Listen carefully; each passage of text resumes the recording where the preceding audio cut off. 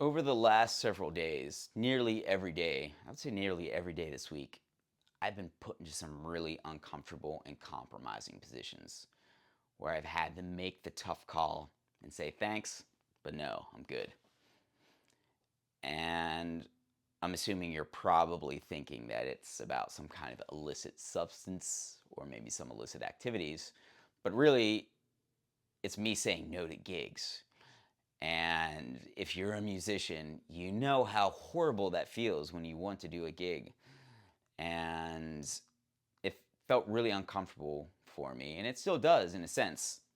But the younger me would have approached this in a much more haphazard and maybe damaging way.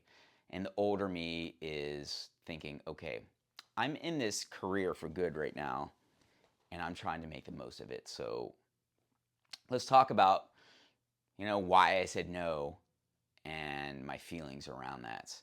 Uh, and I think, especially like I'm in a stage where like I need to be gigging as much as possible. I need to get my name out there. That's why I'm doing these videos. I need to do everything I can to get my career moving.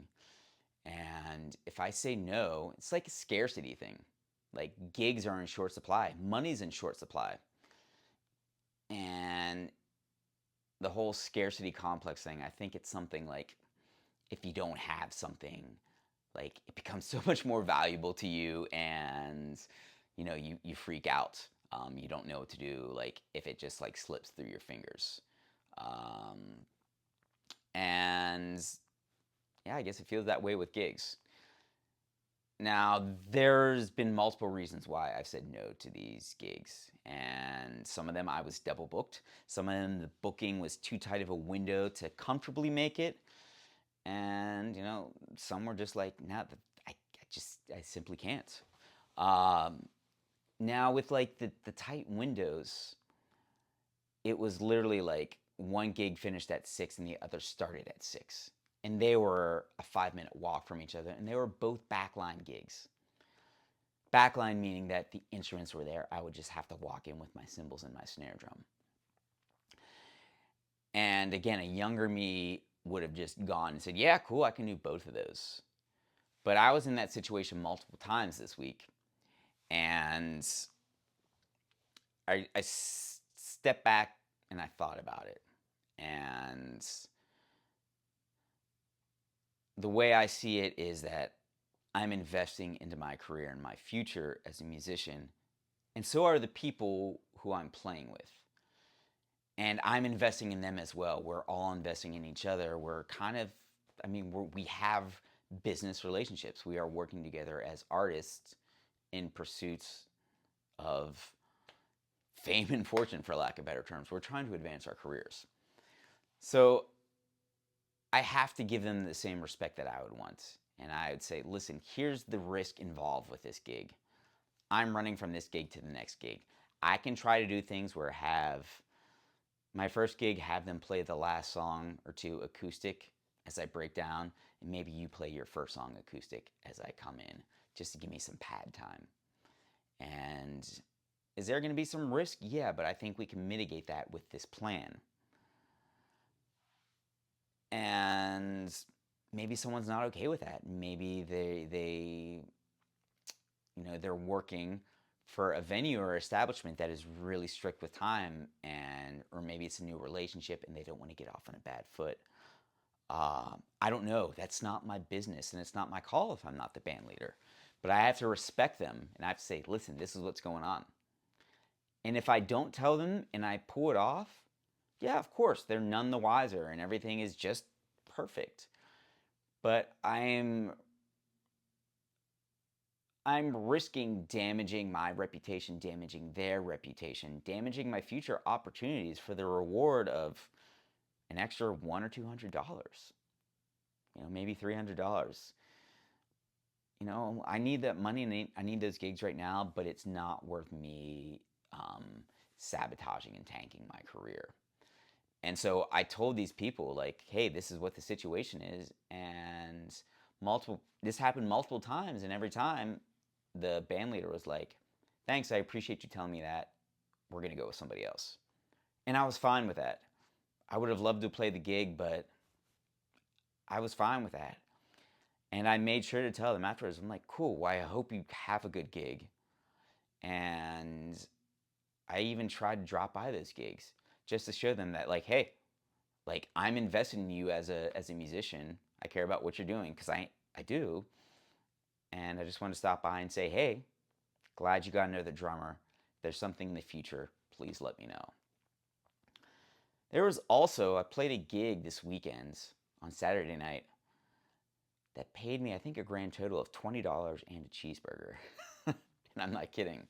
Um, and it was a gig that started at 10 p.m. And I think I was offered multiple gigs that either finished at 10 p.m. or started at 10 p.m. and paid pretty well. But I already committed to this gig beforehand, this $20 gig. And I didn't want to back out of it. And it was important to this artist I was playing with. And also, I'm thinking, what am I trying to do with my career? I'm being really intentional with it. And do I say, hey, something else came along? And of course, a younger me maybe would have done that and be like, listen, I'm just trying to pay my bills just like you are. And I got to do this. Um, I think an artist they would understand that, but they'd also be probably hurt and disappointed, and they probably wouldn't call you for another gig. Um, and also these higher paying gigs, I'm thinking, what are these leading me to? Are these going to lead me up the chain, or are they just going to like kind of keep me in this insular bubble world where I'm just playing honky tonks, playing cover bands? And there's nothing wrong with that because they pay pretty well. But what do I want to do with my career? And really, as an artist, as a musician, as a person, as a professional, I feel a lot of fulfillment when I am helping create something, when people are hiring me because I am me and I get to play as myself, play what would Aaron Apter play, as opposed to me going into a cover band or honky tonk situation. There's nothing wrong with that. But they're like, okay, what's the drum part for this song? You play it, Aaron. They don't care what Aaron plays, they care what the part is and if Aaron can create it. And if Aaron can't create it, maybe they'll get another drummer to do it. But ultimately, I'd like to be in a place where people are like, we need to have Aaron Apter on this gig. And sometimes that, again, risk is another thing that comes up. And I decide to take on some risk where maybe I'm going to have a financial setback temporarily. So I can invest some time and energy into stuff that is fulfilling for me personally and artistically, and also letting original artists know that, hey, I do this kind of work and I want to work with you. Because that's what I want to do. And I want to pay my bills. And sometimes those two don't mesh well. And I have no idea how to, transition from one to the other. And that's all part of the recipe, right? And that's all part of the fun and kind of the white knuckle experience. Like, what risks do I take for my career versus finances versus artistic decisions, and how do I manage these relationships? And that's what a lot of this week was about, like managing relationships and me having to say no and having to be okay and having to be comfortable with that.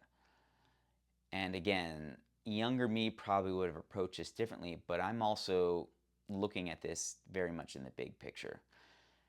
And to close out, I had one musician tell me, dude, why do you even like wring your hands over these gigs? They're just like $100 or $200 shots. It's not going to be the end of the world, man. It's not like you're playing Madison Square Garden. And that musician is absolutely right. I'm not playing Madison Square Garden. The stakes aren't that high in comparison. However, I do see this as, how the relationship styles I develop now, the relationships I develop, how I develop those relationships, how I navigate these scenarios now, that's going to be, I'm really building some habits. And if I can start developing these habits where I'm having to make these tough decisions right now, where the stakes aren't nearly as high, if I get into a situation where I'm going to have to make these decisions, similar decisions, and the stakes are much higher, I've already had lots of practice. I've already had lots of experience where, okay, sometimes if you make this tough decision in the moment, it pays off in the long run. Or I've made the I've made the wrong decisions in the moment when the stakes weren't that high, and I paid the price. And so I'm just almost using this as like, this is really just like training for as I advance in my career and get into bigger stages, literally and figuratively. How do I make these decisions? And like, what am I trying to do intentionally? What am I trying to do with my career? How do I intentionally want my career to go? Because I have control over it. I have control over how I interact with people and kind of what values I portray and how I put them into action. And I think if I put those things into action now and I start that practice, when I get higher up the food chain, there's still always going to be tough decisions, but I'll have developed the skills and the tools to navigate those. So another one of my highly entertaining videos where there's lots of graphics, lots of highlights, and of course I'm being facetious, but I'm really creating this as almost messages I'm sending to my previous self, or what's something I wish I would have had coming up that would have really helped me in my career. Because I know there's people who are in those same shoes as I was in, and I hope this can help you. So, or if you're just going along for the ride with me and you find what I say valuable, or you like what I'm saying, man, like, subscribe, comment. If there's something you agree or disagree with, man, shoot me a message. Um, Again, I like doing this because I like engaging with other musicians, and yeah, I just like sharing my views, not because I'm an egomaniac, but because it gives some people some other food for thought and helps build a community. And the musician community is great if you reach out to it. So I encourage all of you to reach out to the community. Reach out to me. Hell, I'd love to help. Love to chat. Thanks for watching.